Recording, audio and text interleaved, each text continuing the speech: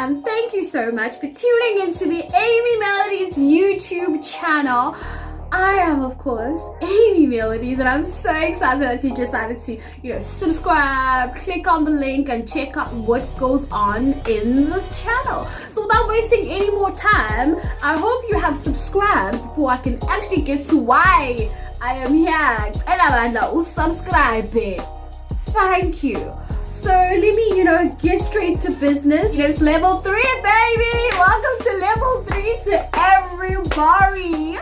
Welcome to the month of June. It is my birth month, guys. A queen was born because, great things seem to be happening already. But hey, let me get my hopes up let me not get my hopes up, rather, because all of us were hopeful for about 2020, and look at what happened. So yeah.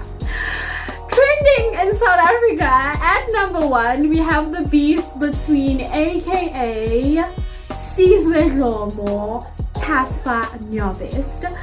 Second is Boyti gets signed to Def Jam Records African edition. Number 3, Miss South Africa 2020, hashtag Bianca must fall, hashtag Zizile must fall, hashtag Onidia must fall. Guys, go hectic up. On number 4, Black Lives Matter. So yeah, let's get straight to it. Starting off at number 1, beef. So you guys are obviously familiar with aka Mr. Fala and Versace, multi-award winning, multi-talented rapper in South Africa, and Sizwe Dlomo, who used to be the presenter of MTV based South Africa, back in the day, but he has now obviously ventured into property owning, and he's now a farmer. Yeah, he's ventured into those, he's ventured into a more businessy part of life. Businessy. And Casper Nyovest, who is also a rapper, like aka, he's also won, a couple of awards, and he's also, multi-talented. So these 3 people got into a beef. So here is what happened. Minenhle Dlamini Jones, you guys are obviously familiar with Minnie Dlamini, took to Twitter and posted about how this pandemic and it has made us all realize how artists depend on their fans and events and bookings in order to make money, and now that none of that is happening, they seem to be finding themselves in situations where they're not doing well financially. So Sizwe Dlomo commented on this, and he said, well, I don't really think we should be blaming the lockdown. What we should be blaming is the fact that artists are so uneducated to a point that they are unable to read a contract properly and sign it, because if they had not made deals that did not benefit them financially, then they wouldn't be in this situation. AKA got touched because not so long ago he had taken to Twitter to talk about how he was screwed off a deal by Reebok, never paid. So what had happened was Reebok had launched this new sneaker range which featured aka. It was called Snare aka. So instead of a sneaker, it was like sneaker with aka in it. I don't know how to pronounce it properly. So yeah, and how when he had agreed to collaborate with Reebok, he did not necessarily read the fine print properly. So basically the contract had made him an ambassador of the brand and not necessarily in partnership with the brand. There's a difference. I know, I didn't know. There's a difference. So, aka obviously was never paid for collaborating with Reebok, and he took to social media to talk about how he was never paid for that collaboration. So he was touched when Sizwe talked about how artists are unable or are so uneducated that they cannot read the contract. So aka obviously took to Twitter and retaliated by teasing Sizwe on how he calls people ninjas and he wears bootlegs. Sizwe came back on some angikusaphe ngijwayele kabi lapha. And AKA retaliated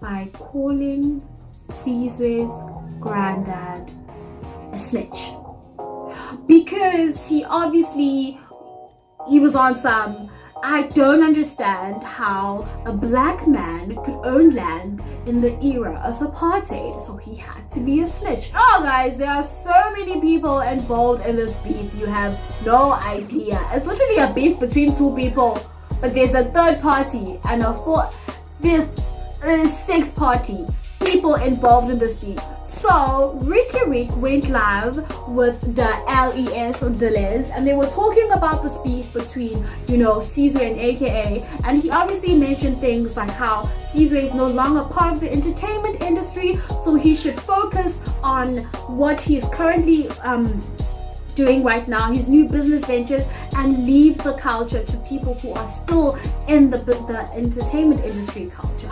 So after making this statement, Gemini Major, who had tuned into this live, reposted what Ricky Rick had said, and he completely agreed with it.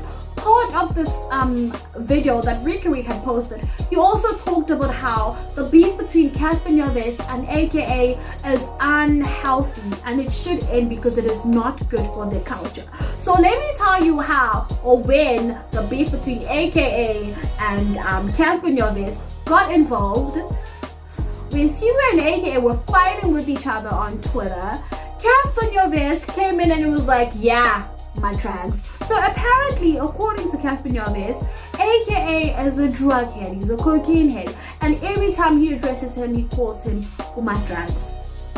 So that's when Rick also had like an opinion about what was happening between them, and he said the beef is not good for the culture.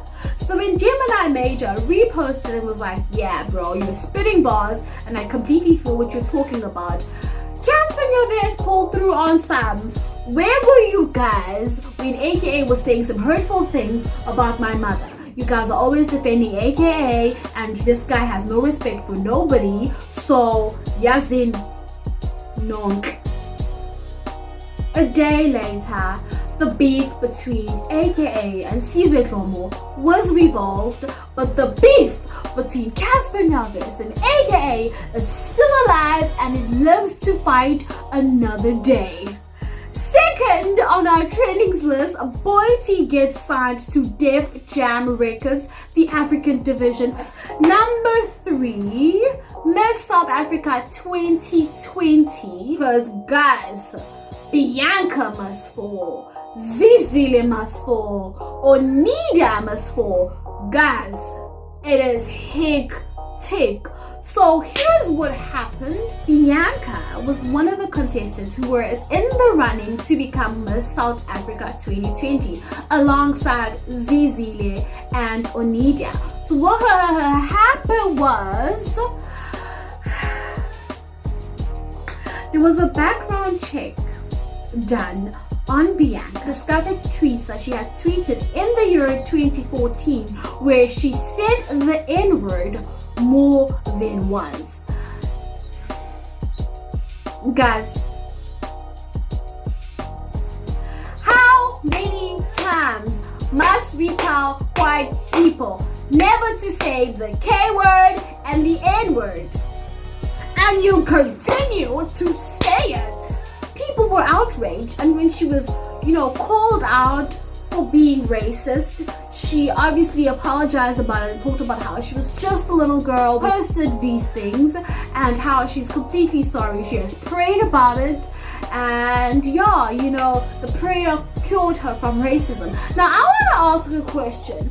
So when teenage white people go through adolescence, they become racist.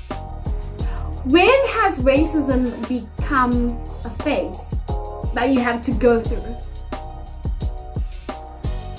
So even with her apology, she also said some things about how, she's not racist, and she hopes that the nation can forgive her.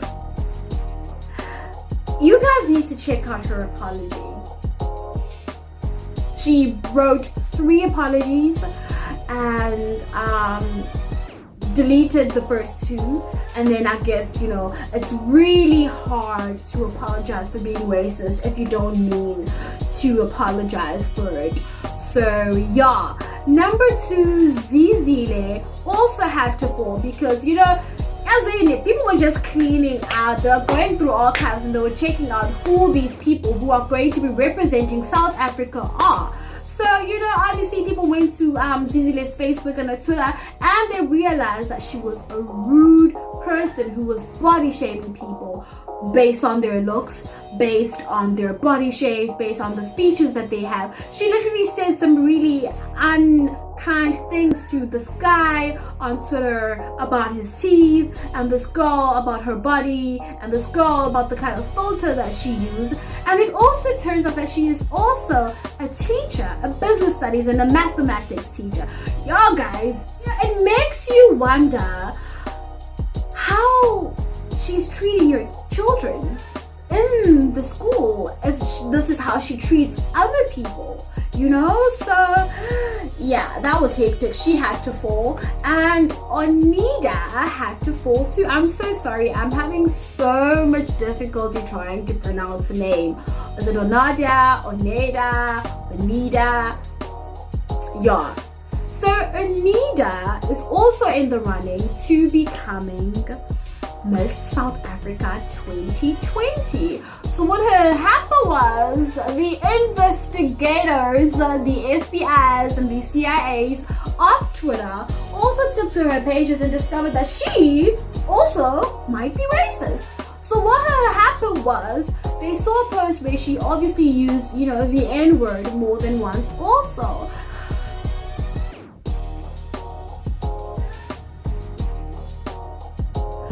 She's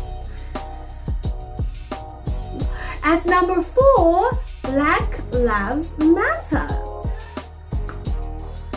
So you guys are obviously aware of what had happened to George Floyd. He was killed by a police officer in the United States of America.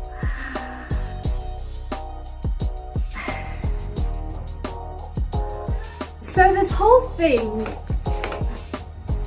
I don't mind people being active against things like this, against inequality, against prejudice, against war crimes, race crimes, etc.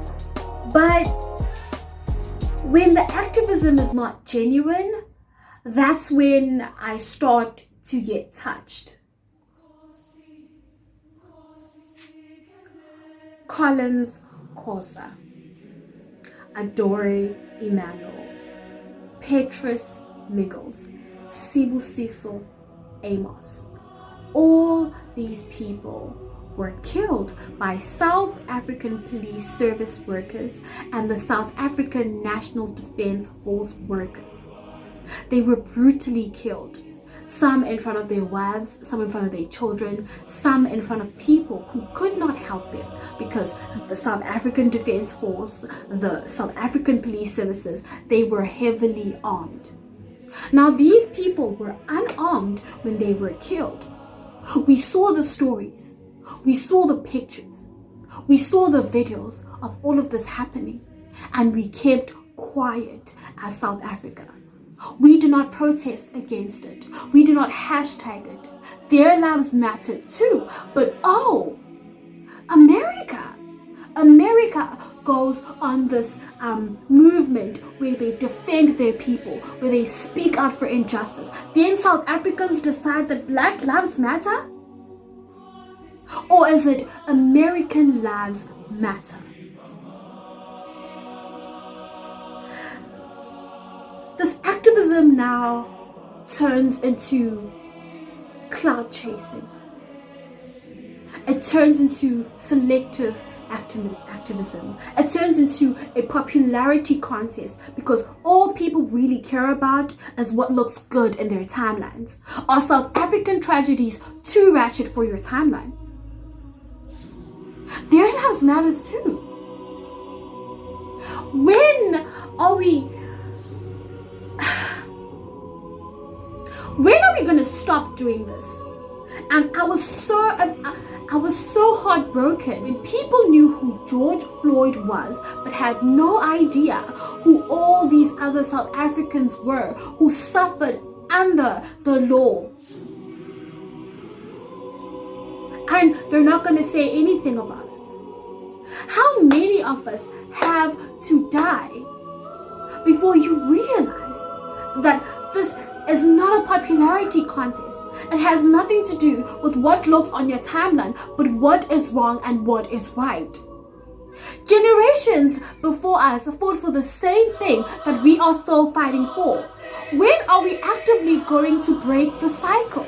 The fact that it is not happening to someone close to you does not mean that it is not happening. The fact that you're only going to stand up when everybody else decides to stand up and you're just like, oh well, this is trending, let me stand up about it. You're not bringing about any change. Simply retweeting or reposting Black Lives Matter will not bring about change until you actively stand up and do something about it. It breaks my heart to know that people are still so ignorant about issues that we should not be ignorant about.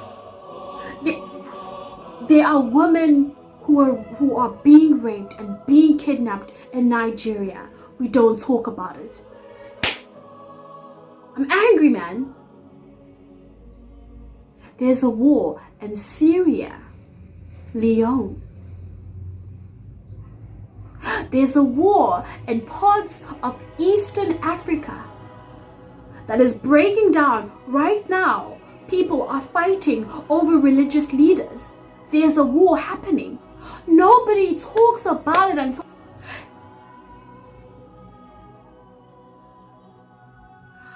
your voice is your superpower. And you need to use your voice to fight against all these inequalities, to fight against racism, to fight against injustice. Use it. On lighter news, level 3, baby. And I just want to say happy level 3 to everybody, and thank you so much for tuning in to the AMY Melodies YouTube channel. I am, of course, your favorite person in the world, AMY Melodies. And stay safe, wash your hands, sanitize, adhere by the lockdown rules. Remember, guys, social distancing. Let's not get too wild because the laws are a bit more lenient. Let's not forget to use our voices for change. Thank you so much once again for tuning in. Mwah, mwah, mwah.